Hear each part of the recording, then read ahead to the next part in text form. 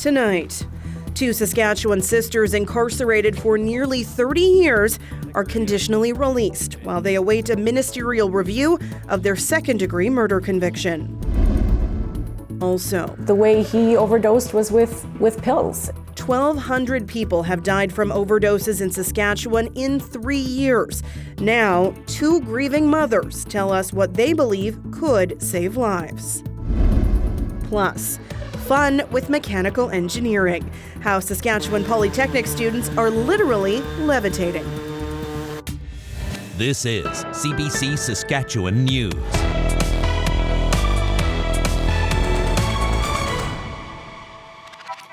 It is Monday, March 27th, and the CBC Saskatchewan News starts right now.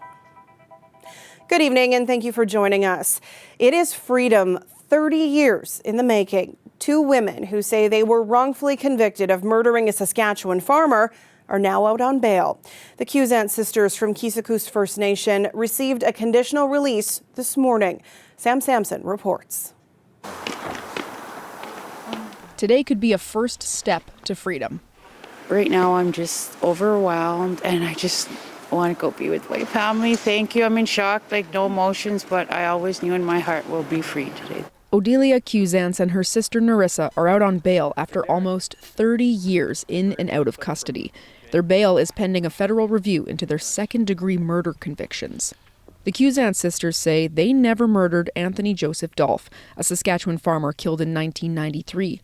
They were there that night, but their cousin, a minor at the time, confessed to killing Dolph. He served 4 years. The sisters received life sentences. The justice system's not infallible. Makes mistakes. And particularly when you look back at the way we've treated our Indigenous in the past, including how the justice system's treated them, I don't have any doubt that there's more wrongful convictions out there in this province and, of course, in other provinces too. The sisters say their trial included evidence that was gathered unfairly and that they were discriminated against. A possible miscarriage of justice that the Federal Justice Department began reviewing last year. Monday's decision means the sisters are on bail while that review happens. Conditions include curfews and mandatory counseling for trauma. Odelia will live with her long-term partner and their 3 daughters in a small town. Nerissa, who was unlawfully at large for years and denied parole in the past, will live with this vice chief. She's been institutionalized for so long.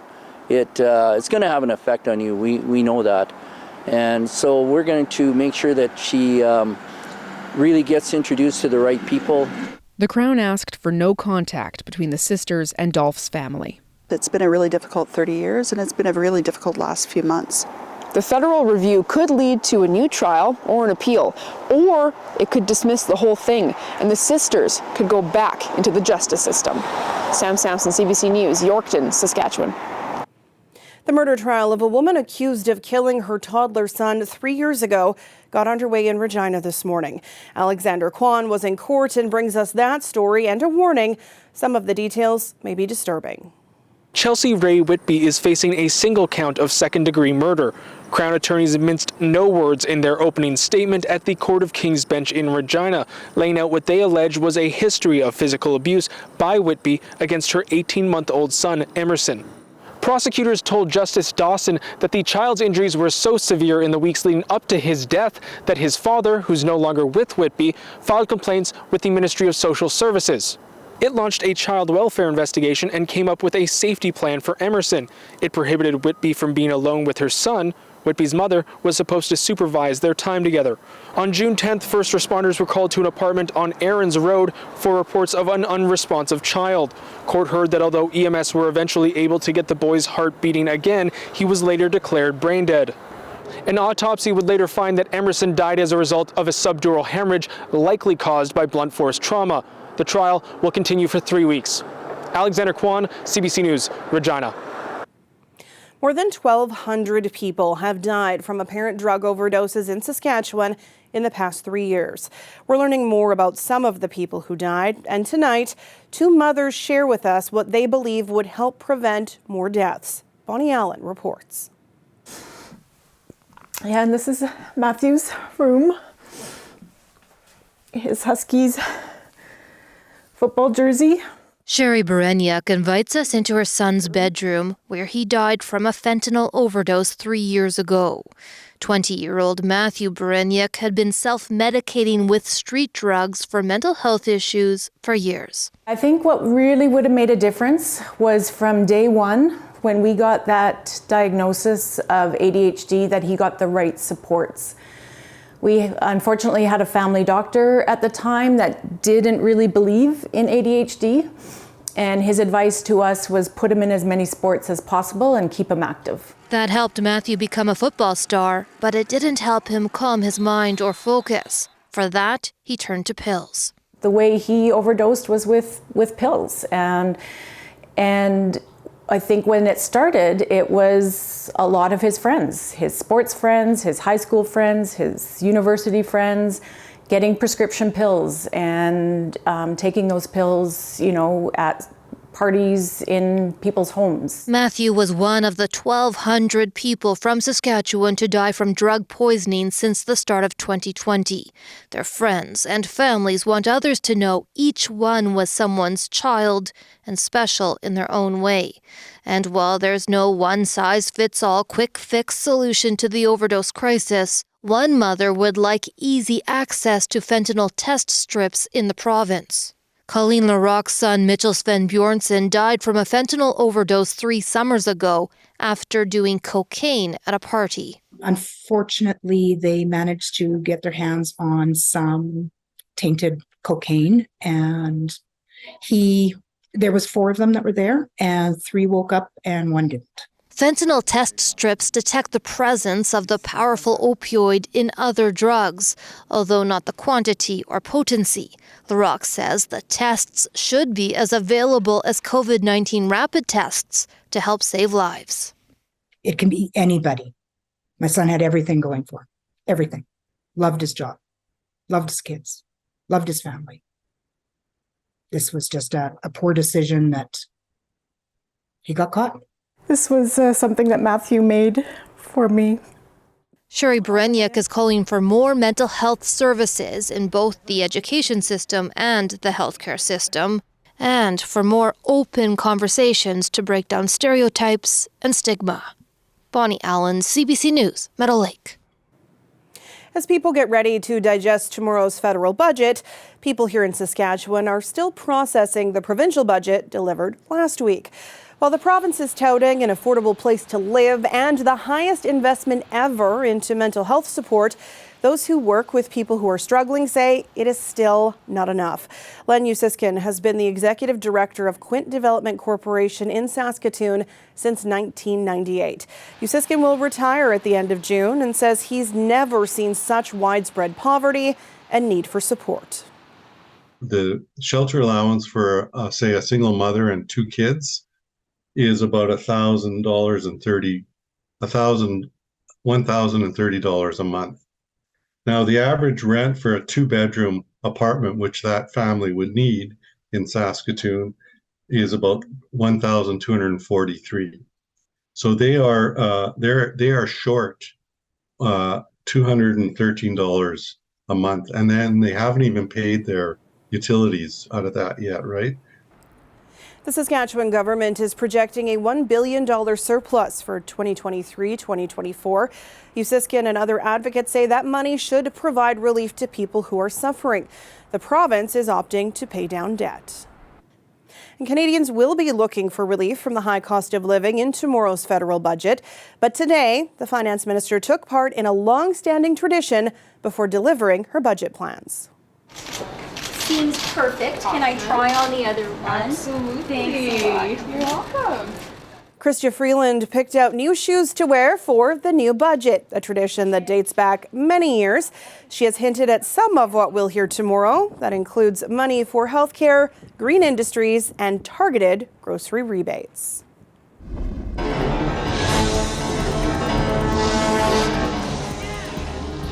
Marty McFly's pink hoverboard generated a lot of excitement when Back to the Future 2 came out. Now, 34 years later, students at Saskatoon, Saskatchewan Polytechnic are literally levitating across the floor. It's part of the Mechanical Engineering Technologist program. Coming up after the break, how the students got creative to make it take flight. Stay Stay with us.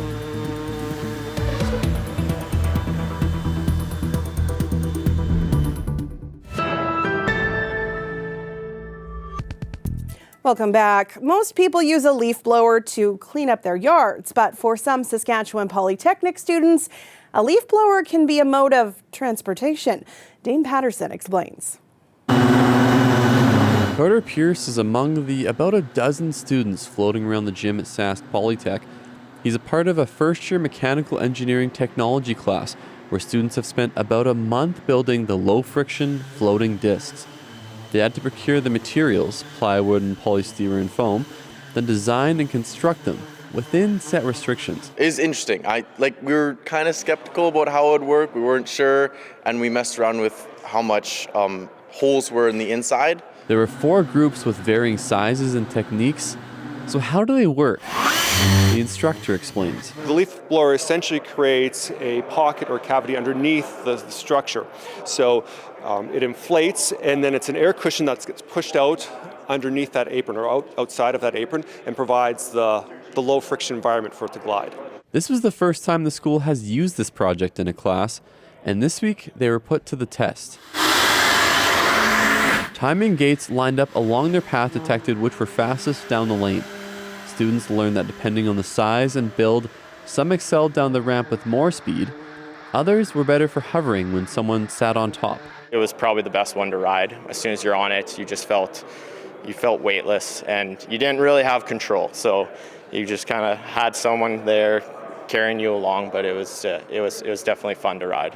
The hovercrafts won't likely translate into a practical day-to-day use, but they give the students the hands-on experience the school is hoping to bring in earlier in their education. In this case, that's with building, buying, and the chance for boasting if they come out on top. We had actually not much idea who's would do better. So there was kind of the tension at the start of whose group is going to do better. Dane Patterson, CBC News, Saskatoon. This weather update is brought to you by Crestview Chrysler Dodge Jeep Ram, part of the Capital Automotive Group.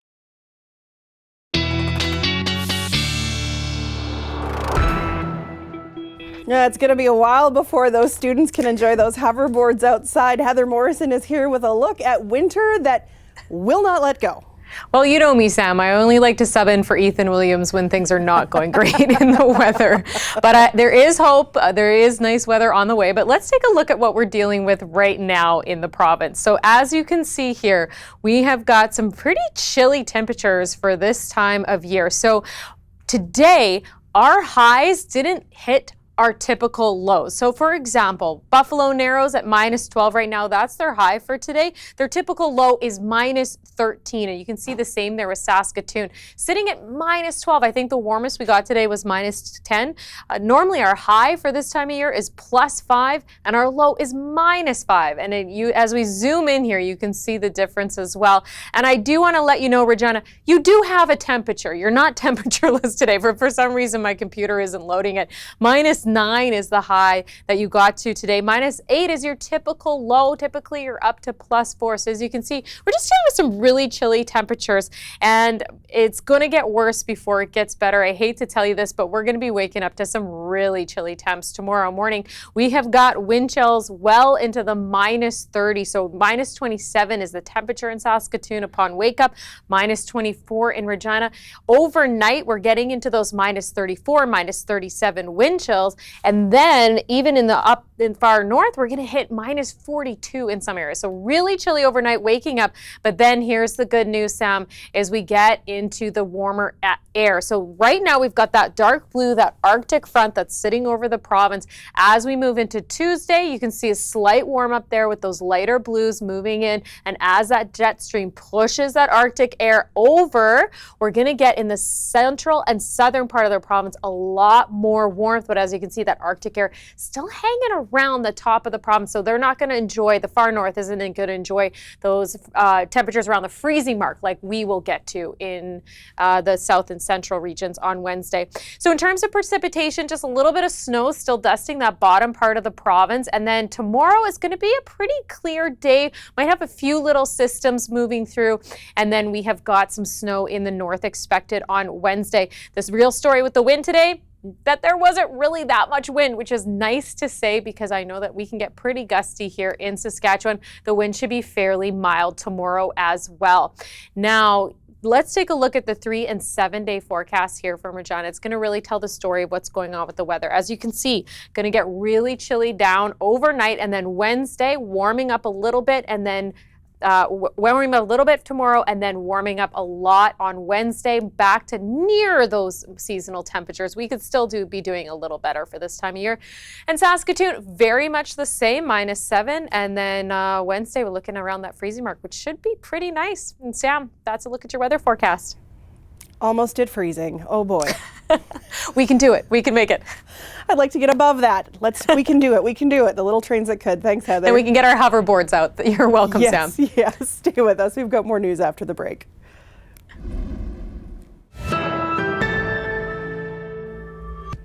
Three children and 3 adults were shot and killed today at an elementary school in Nashville. Police say the suspect has been identified as a 28-year-old Nashville woman. We know that she was armed with at least 2 assault-type rifles and a handgun. The shooting happened at a private Christian grade school attended by about 200 students from preschool to grade 6.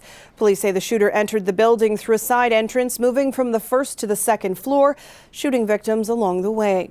A police official said the shooter was confronted by a group of 5 officers in a second-floor lobby-type area. There is video from the school that is now being reviewed. At least 10 people are in hospital in Calgary after a house exploded this morning just before 9 a.m. Officials say 6 of the victims have life-threatening injuries. The neighborhood in Calgary's northeast is now a scene of devastation. We have 1 home that's completely destroyed, plus 2 that were on fire from exposure. We also have 8 other homes that have been damaged by this. If you see in there's actually debris everywhere. It was quite a significant explosion. Video submitted to CBC gives a sense of the destructive power that tore through the city's Marlborough neighborhood.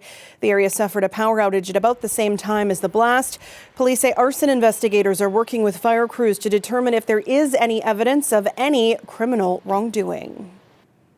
Thousands gathered in Edmonton today for a regimental funeral honoring 2 officers who died in the line of duty. Constables Travis Jordan and Brett Ryan were killed almost 2 weeks ago after responding to a domestic violence call. Travis was a stellar man. He showed up for people at every moment of his career with care and compassion and without hesitation, even in the most challenging circumstances. Brett was an outstanding man and a valued member of our family. He was driven, focused, intelligent, and relentless in his service. They were both the best of us. Many of the speakers broke into tears talking about the 2 men.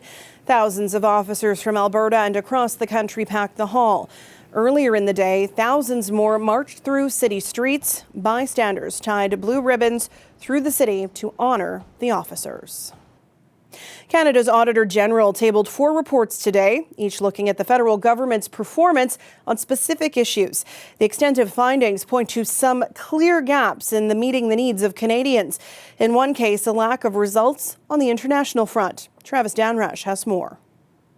It's Report Card Day. These audits are important. Canada's Auditor General delivered 4 performance reports to the House of Commons, and the grades were mixed on progress being made to connect rural communities to broadband internet and cell service. Karen Hogan says a lot more needs to be done. Internet connectivity in rural and remote areas remains below 60% and below 43% on First Nations reserves. Hogan calls it a digital divide, excluding some from participating in the online economy, accessing internet education, medical services, and more. Lack of access was also the focus of a report related to travelers with disabilities and moving toward a barrier-free Canada. While Hogan said progress is being made, she called out Via Rail and the Canadian Transportation Agency, saying they need to do better in training employees and increasing access to online portals. I acknowledge the Auditor General's recommendation to increase consultations with persons with disabilities on how to improve their travel experience. But her most scathing criticism was left for the government's efforts towards gender equity abroad. Global Affairs Canada spends approximately $3.5 billion yearly on development projects that benefit women and girls. But the AG says they couldn't demonstrate the programs are working. These weaknesses are not new. They were flagged in a departmental internal audit in 2021. The minister in charge pushed back, but also said his department will do better. The information is there. What we need to do is be able to aggregate and get that information. Where we don't, we need to improve. That's what the Auditor General has noted. It's clear that the government's policy here is to talk a lot about the importance of gender, to make that part of their political discourse here, but they don't care enough to actually measure the results. There was some good news from the auditor on a fourth report. Karen Hogan says the project behind me, the massive $5 billion renovation of Centre Block, is going well. Spending so far is under budget. But as construction ramps up, she says an eagle eye is needed on the books in order to complete the project on budget by 2030. Travis Stanrich, CBC News, Ottawa. It's the kind of day a popular British tabloid would normally delight in covering. A prince and a pop star in a London courtroom. But today, it was the Daily Mail newspaper on the hot seat. Harry, you said it's your duty to expose wrongdoing by the British media. Is this what this is about? Prince Harry and Elton John are among 7 people suing the paper, claiming the Daily Mail tapped their phones and paid for confidential information, including medical records. Lawyers for the prince say the leaks had a profound effect on him, making him paranoid and ruining friendships. Harry and his wife Meghan have already won separate lawsuits against the paper in the past. The paper is denying all charges.